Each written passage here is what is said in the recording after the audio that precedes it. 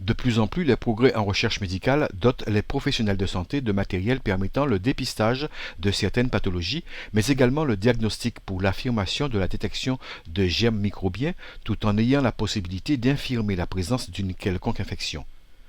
Toutefois, le choix de disposer d'un cyclotron et d'un TEP-scan sous nos latitudes représente tant un coût d'investissement que de charges de fonctionnement. On ne sait pas quel est le parcours, la course d'obstacles qui a été la nôtre, parce que nous étions plusieurs dans l'aventure. Je remercie le docteur Béliard, je remercie Claudie Mauvrel qui m'a accompagné. Il y avait un troisième compagnon qui était là, qui sont venus dans mon bureau. Je ne savais absolument rien sur le cyclotron. Je ne savais même pas qu'il y avait une pétition populaire qui avait commencé. Et lorsque Béliard m'a expliqué l'utilité d'avoir ça en Guadeloupe, je n'ai pas hésité un seul instant. On a fait inscrire en appelant le directeur Jean-Louis Bocard. Trouvez-moi l'argent, bousculez-moi mes lignes budgétaires.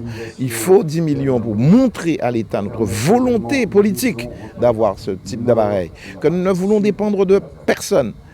Et on a trouvé tout de suite inscrire 500 000 euros. Là, j'ai pu m'adresser au ministre, j'ai pu m'adresser au Premier ministre, j'ai pu m'adresser au président de la République.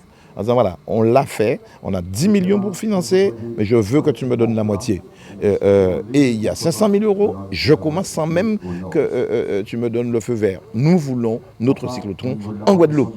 Cette initiative répond à la volonté de plus de 25 000 personnes soucieuses de l'accès aux soins d'une tranche de la population atteinte de pathologies cancéreuses ou encore de maladies neurodégénératives, entre autres.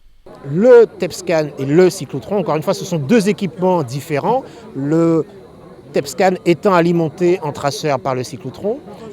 Ces deux techniques vont nous permettre de donner à la population un accès équitable, un accès équivalent à ceux qu'ils pourront trouver éventuellement en métropole. Nous allons rattraper notre retard, nous avons 15 ans de retard et grâce à cette technique, la Guadeloupe va rattraper son retard, voire pour certains traceurs, dépasser certains centres métropolitains.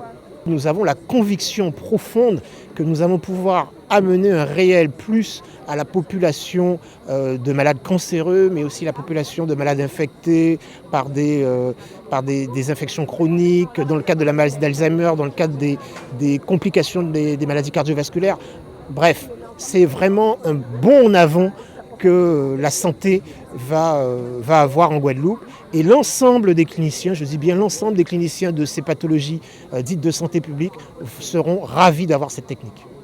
Ce futur centre d'imagerie moléculaire de la Guadeloupe, le CIMGUA, tient à répondre aux besoins de la population, voire celle des îles voisines, pour une médecine personnalisée, tant au niveau du diagnostic que du traitement, grâce à des installations médicales en phase avec l'évolution de la médecine moderne.